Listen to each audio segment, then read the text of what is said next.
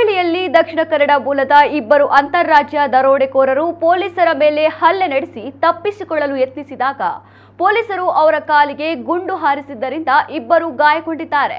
ದರೋಡೆಕೋರರ ಹಲ್ಲೆಯಿಂದ ಮೂವರು ಪೊಲೀಸರಿಗೂ ಗಾಯಗಳಾಗಿವೆ.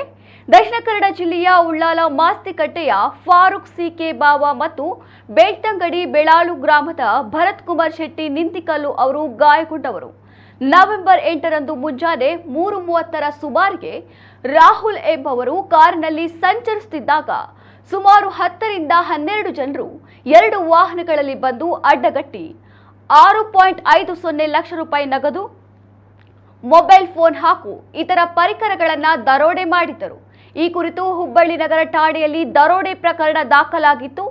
ಪ್ರಕರಣದ ತನಿಖೆಗಾಗಿ ಸಿಸಿಬಿ ಪೊಲೀಸರ ನೇತೃತ್ವದಲ್ಲಿ ತಂಡ ನಿಯೋಜಿಸಲಾಗಿತ್ತು.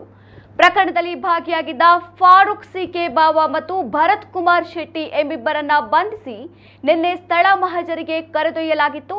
ಈ ವೇಳೆ ಹಳೆ ಗಬ್ಬೂರ ಎಂಬಲ್ಲಿ ಅವರು ಪೊಲೀಸರ ಮೇಲೆ ಹಲ್ಲೆ ನಡೆಸಿ ತಪ್ಪಿಸಿಕೊಳ್ಳಲು ಯತ್ನಿಸಿದ್ದಾರೆ. ಆಗ ಸೂಕ್ತ ಎಚ್ಚರಿಕೆ ನೀಡಿ ಶರಣಾಗತಿಗೆ ಪೊಲೀಸರು ಸೂಚಿಸಿದ್ರು.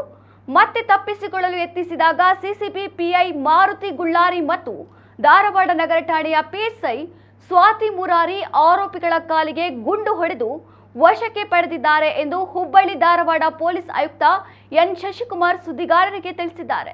ಫಾರೂಕ್ ಮೇಲೆ ಕೊಲೆ, ದರೋಡೆ, ಸುಲಿಗೆ ಸೇರಿದಂತೆ ಒಟ್ಟು 16 ಪ್ರಕರಣ ಹಾಗೂ ಭರತ್ ಕುಮಾರ್ ಶೆಟ್ಟಿ ಮೇಲೆ ದರೋಡೆ, ಕೊಲೆ ಯತ್ನ ಸೇರಿ 4 ಪ್ರಕರಣ ದಾಖಲಾಗಿವೆ. ರಾಜ್ಯ ಹಾಗೂ ಹೊರ ರಾಜ್ಯದ ವಿವಿಧ ಠಾಣೆಗಳಲ್ಲಿಯೂ ಇಬ್ಬರ ಮೇಲೆ ಪ್ರಕರಣ ದಾಖಲಾಗಿವೆ ಎಂದು ವಿವರಿಸಿದರು. ಘಟನೆಯಲ್ಲಿ ಗಾಯಗೊಂಡ ಧಾರವಾಡ ನಗರ ಠಾಣೆಯ ಪಿಎಸ್ಐ ಸ್ವಾತಿ ಮುರಾರಿ, ಸಿಸಿಬಿಯ ಮಹಾಂತೇಶ ಮಾದರ, ಶ್ರೀಕಾಂತ ತಲ್ಲೂರ ಹಾಗೂ ಇಬ್ಬರು ಆರೋಪಿಗಳನ್ನು ಕೆಎಂಸಿಆರ್ಐನಲ್ಲಿ ದಾಖಲಿಸಿ ಚಿಕಿತ್ಸೆ ನೀಡಲಾಗುತ್ತಿದೆ.